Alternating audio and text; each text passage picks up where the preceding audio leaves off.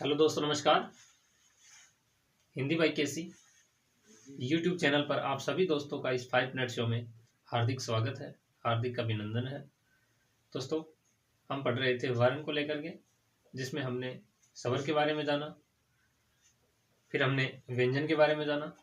दोस्तों, हम पढ़ रहे थे लास्ट में व्यंजनों का वर्गीकरण, जिसमें हमने व्यंजनों का वर्गीकरण के आधार पर 2 भागों में बांटा था, उच्चारण प्रयत्न के आधार पर और उच्चारण स्थान के आधार पर। तो उच्चारण प्रयत्न के आधार पर हमने एक भेद पढ़ लिया था। उसका दूसरा भेद है दोस्तों, आज वो पढ़ते हैं स्वर तंत्रियों में कंपन के आधार पर वर्ण, जिसमें हम जानते हैं दोस्तों स्वर तंत्रियों में कंपन के आधार पर वर्ण के कितने भेद होते हैं? 2 भेद होते हैं। कौन कौन से? अघोष वर्ण और घोष या सघोष वर्ण। ये 2 भेद होते हैं किसके आधार पर? स्वर तंत्रियों में कंपन के आधार पर। अब देखिएगा दोस्तों, अघोष वर्ण क्या होता है और घोष या सघोष वर्ण क्या होता है? घोष का अर्थ होता है गूंज नाद कंपन।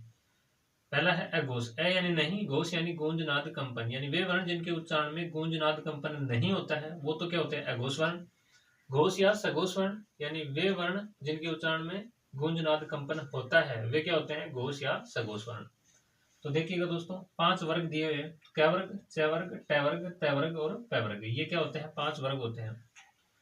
क वर्ग में 5, क वर्ग के 5 वर्ण क, ख, ग, घ और अंग। ठीक है, इस प्रकार से च वर्ग के, ट वर्ग के, त वर्ग के और प वर्ग के दिए हुए हैं। अब इनमें से हम ये जानते हैं दोस्तों कि अघोष वर्ण कौन से होते हैं, घोष या सघोष वर्ण कौन से होते हैं। तो देखिएगा दोस्तों, अघोष वर्ण में प्रत्येक वर्ग का पहला और दूसरा, देखो ये क वर्ग का पहला और दूसरा, ये च वर्ग का पहला और दूसरा, ट वर्ग का पहला और दूसरा, त वर्ग का पहला और दूसरा और प वर्ग का पहला और दूसरा। तो प्रत्येक वर्ग का पहला और दूसरा जो वर्ण होता है दोस्तों वो क्या होता है? अघोष वर्ण होता है। ठीक है, और प्रत्येक वर्ग का तीसरा, चौथा और पांचवा वर्ण क्या होता है? घोष या सघोष वर्ण होता है। ये समझने के लिए है दोस्तों। तो मैं इसमें लिख दूं अघोष वर्ण। अघोष वर्ण कौन से होते हैं दोस्तों? वर्ग का पहला और दूसरा, यानी वर्ग का पहला और दूसरा। क वर्ग का पहला और दूसरा क और ख, च वर्ग का च और छ, ट और ठ, ट और थ और प और फ। ठीक है, ये क्या है? वर्ग का पहला और दूसरा प्लस तीनों से कौन से?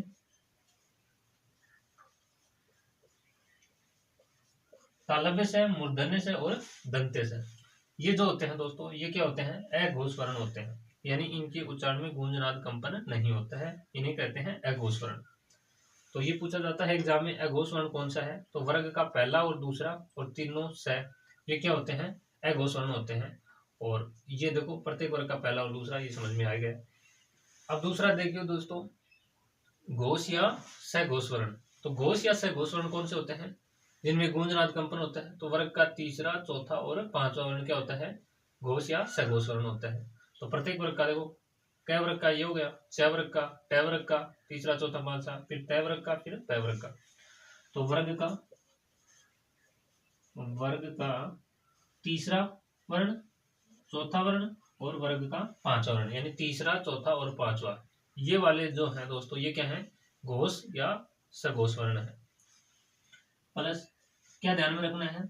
इनके अलावा य, र, ल और व और है वर्ण।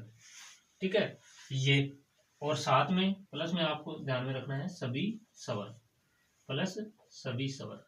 ये सभी जो स्वर रहते हैं ये, और वर्ग का तीसरा, चौथा और पांचवा, य, र, ल, व और है, ये क्या होते हैं? घोष या सघोष वर्ण। तो हमने जान लिया दोस्तों अघोष वर्ण कौन से होते हैं, घोष या सघोष वर्ण कौन से होते हैं, इनसे एग्जाम में प्रश्न पूछे जाते हैं। तो ये था स्वर तंत्रियों में कंपन के आधार पर वर्ण के 2 भेद। अब है नेक्स्ट, प्राण वायु या श्वास के आधार पर वर्ण के भेद। तो प्राण वायु या श्वास के आधार पर वर्ण के कितने भेद होते हैं? 2। कौन सा? पहला अल्प प्राण वर्ण और दूसरा महाप्राण वर्ण। तो अल्प प्राण वर्ण कौन से होते हैं? महाप्राण वर्ण कौन से होते हैं? यानी वे वर्ण जिनके उच्चारण में कम मात्रा में वायु बाहर निकलती है, अल्प प्राण, और अधिक मात्रा में वायु बाहर निकलती है, महाप्राण। तो अब ये जानते हैं कि अल्प प्राण वर्ण कौन से होते हैं, फिर हम जानते हैं महाप्राण वर्ण कौन से होते हैं। तो सबसे पहले जानते हैं अल्प प्राण वर्ण। तो देखिएगा दोस्तों, अल्प प्राण वर्ण प्रत्येक वर्ग का पहला, तीसरा और पांचवा वर्ण क्या होते हैं? अल्प प्राण वर्ण होते हैं। प्रत्येक वर्ग का पहला, ये क वर्ग का पहला, ठीक है, फिर इसका तीसरा और ये इसका पांचवा, फिर च वर्ग का पहला, तीसरा और पांचवा, फिर ट वर्ग का पहला, तीसरा, पांचवा, फिर त वर्ग का पहला, तीसरा और पांचवा, फिर प वर्ग का पहला, प, दूसरा, तीसरा, ब और पांचवा मैं। तो यहां लिख दूं वर्ग का पहला, तीसरा और पांचवा वर्ण, ठीक है। प्लस क्या ध्यान में रखना है, अल्पवर्ण में य, र, ल और व, य, र, ल और व, और साथ में ध्यान में रखना है सभी स्वर, सभी स्वर। ये क्या होते हैं दोस्तों, अल्पप्राण वर्ण होते हैं। दूसरा है महाप्राण वर्ण। तो महाप्राण वर्ण कौन से रह गए दोस्तों, प्रत्येक वर्ग का दूसरा और चौथा।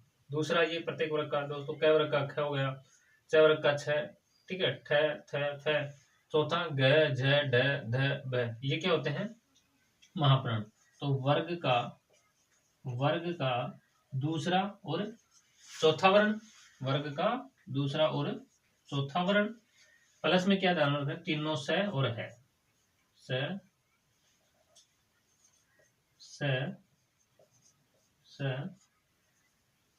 और है, तालव्य से, मूर्धन्य से, दंत्य से और है, ये जो होते हैं दोस्तों महाप्राण वर्ण होते हैं। तो अल्पप्राण वर्ण में कौन से आ जाएंगे, पहला, तीसरा और पांचवा, य, र, ल और व और सभी स्वर अल्पप्राण वर्ण। महाप्राण में वर्ग का दूसरा और चौथा, दूसरा और चौथा, तीनों से और है, ये होते हैं महाप्राण वर्ण। तो ये था दोस्तों वर्णों के बारे में जानकारी प्राप्त की हमने। नेक्स्ट वीडियो में हम करेंगे उच्चारण स्थान के आधार पर वर्ण। तब तक के लिए धन्यवाद। जय हिंद।